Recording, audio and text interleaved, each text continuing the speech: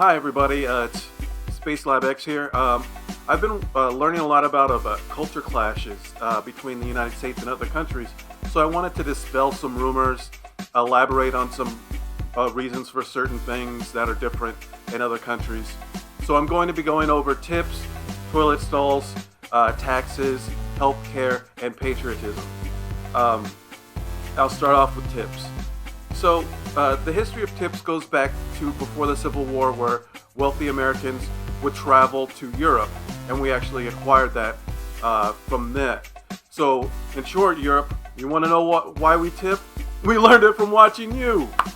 So, that was brought over in the 1800s and around the Civil War, the U.S. Civil War, which was 1861. It was also used when it came to paying slaves or former slaves.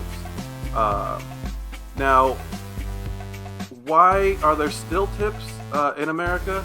Well, the minimum wage for someone who has a tip job, like being a waiter or waitress, something of that nature, is $2.13. The normal amount to tip is 15 to 20% of your total bill.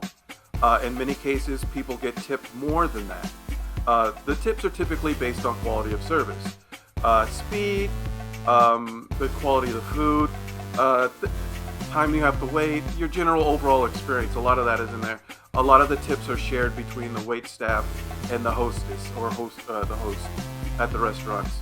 Now, you could have a flat rate, but typically people prefer to work tip jobs because they make more than what they would make in a flat rate.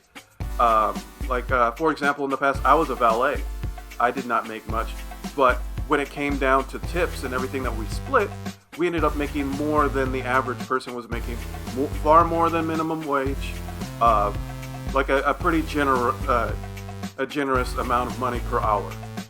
So that's one of the reasons why tips are still used. Now, when it comes to strippers, I don't know. Now, maybe in your country, do your strippers get paid differently? Do they get a flat rate?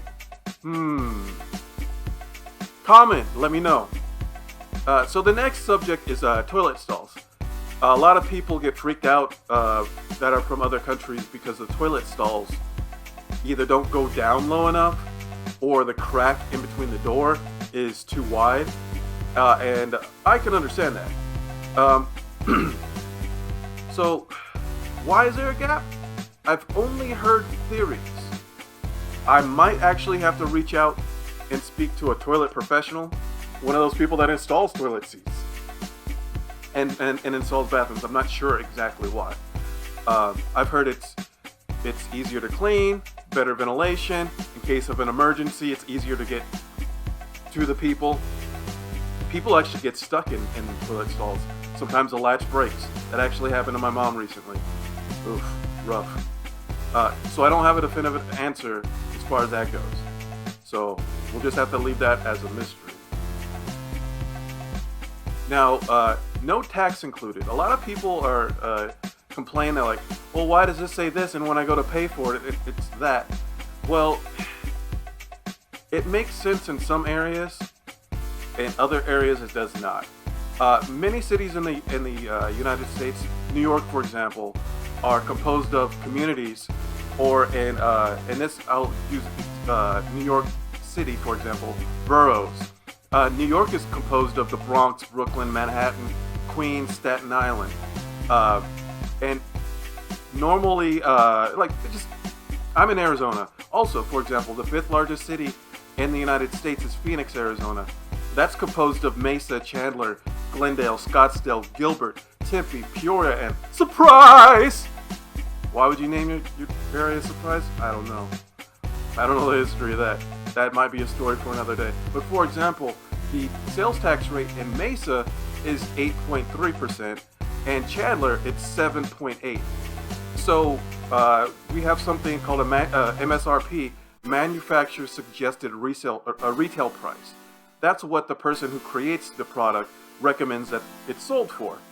Now, with technology these days, it should be really easy just to uh, print and scan and post the price of something digitally. So I really think this is outdated, but that's the main reason behind it. Why are there different tax rates in different areas? Different areas have different needs. Maybe this particular area needs heavier road maintenance, or there's construction that's going on to build bridges, infrastructure, things of that nature. And in another area, it's not. So they don't need to charge as much because the area, the city, the community doesn't need that extra money. But like I said, personally, I think that's outdated. Now, as far as healthcare, a lot of people think that there is no free healthcare in America. That is a lie, huge lie. In America, we have we have a system called Medicare. That's for people over 65 years old, or people who are younger who happen to be disabled.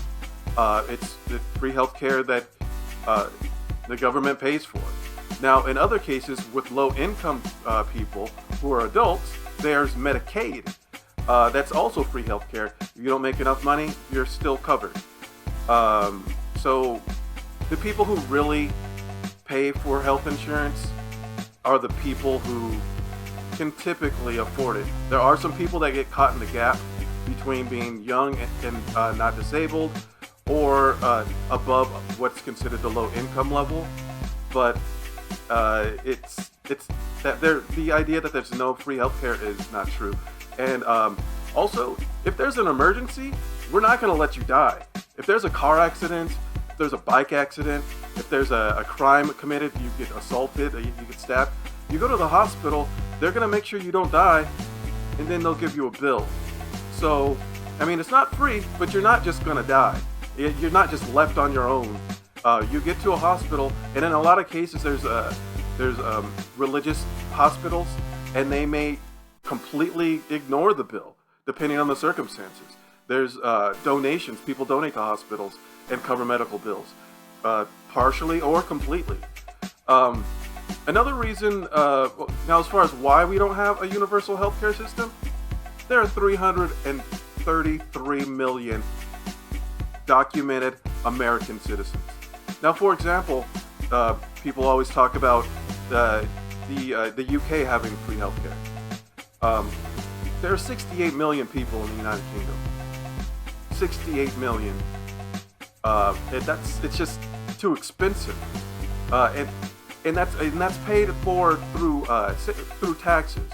The average American's income tax rate is 13%. In the UK, it's 23%.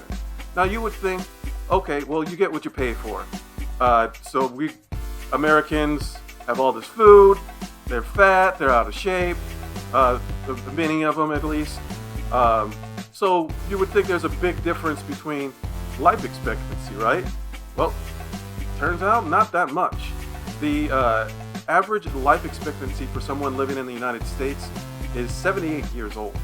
In the UK, it's 81. That's not a huge difference, but that 10% in tax difference, that does pay out. That's quite a difference in the end. Now, patriotism. I hear a lot about people from other countries wondering, well, why are there so many flags around? It's pretty simple. We love America. We recognize that there are huge differences between the United States and other countries. We have the freedom of speech. We have freedom of religion. We have the right to carry guns should we need to. It's just an option. A lot of countries don't have those abilities. It's just, and we're proud of it. The reason why our founding fathers came up with our Bill of Rights is we studied other countries. We studied the good things and the bad things. We're not that old. We're not as old as other countries. So they used that information and they used it to build a strong foundation for our country. And we're very proud of that.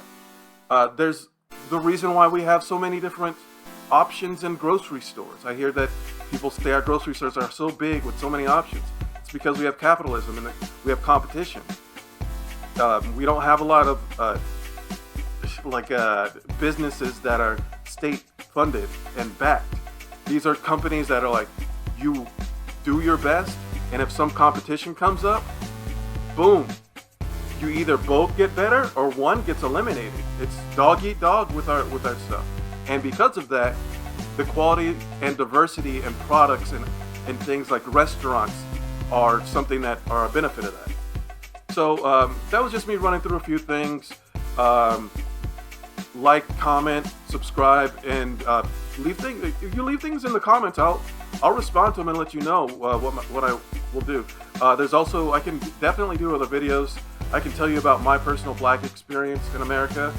I consider myself. Oh, one real quick thing about patriotism is the United States. Again, since we were so new, we're composed primarily of people from other countries. Some immigrants, some of them taken through slavery. That's just facts. Slavery was all over the world, but one of the places where slaves came from Africa to was America. It's the way it is. Not saying obviously that's not good. It's just that's where Americans came from. There are also Native Americans that they're considered Native Americans, but they're people of Asian descent that traveled from the Bering Strait to America. And there's also people who traveled around, sailors that ended up going to the islands and traveling through. We're composed of a lot of different things. And typically, depending on where you are in America, people just consider themselves Americans. However, in different parts of the country, for whatever reason, various reasons, people just have their general pride. People want to differentiate themselves because there are so many Anglo-American people. Like, yeah, okay, you're American. I see that you're white. People say white. Okay, well, that's pretty obvious. Are you from Italian descent, European descent, German descent? It's just something that people they say to differentiate themselves because it's pretty obvious that you're white if you're white. It's different when you're Asian. When you're Asian American. We're all American in the end. That's why there's a hyphen. It's African American, Asian American, Mexican American, etc., etc. But yeah, that's one of the reasons. It's just I'll just throw that in there for fun. But yeah, let me know. Maybe I'll make more videos about stuff like this. If you like this format, want me to change something, we'll see. But anyway, thanks. Take care.